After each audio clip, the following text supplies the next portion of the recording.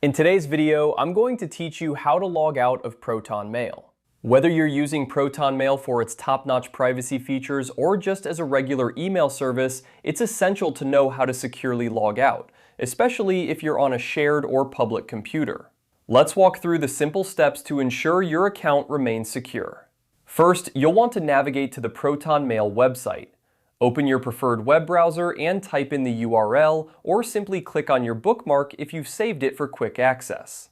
Once the website loads, go ahead and log in using your credentials if you're not already logged in. You'll find yourself on the main inbox page of Proton Mail, where you can see all your emails and start managing them. Now take a look at the top right corner of the screen. You'll see your profile icon, which typically looks like a small circle with either your initials or a generic avatar. This is your portal for accessing account settings and other options. When you hover over or click on this icon, a drop-down menu will appear. This menu contains several options related to your account, but what we're interested in today is logging out. In the drop-down menu, you should see an option labeled Sign Out. It's usually positioned towards the bottom of the list. Go ahead and click on Sign Out. This action will immediately log you out of your Proton Mail account, returning you to the main login page. You'll see the Proton Mail login screen again, indicating that you successfully logged out.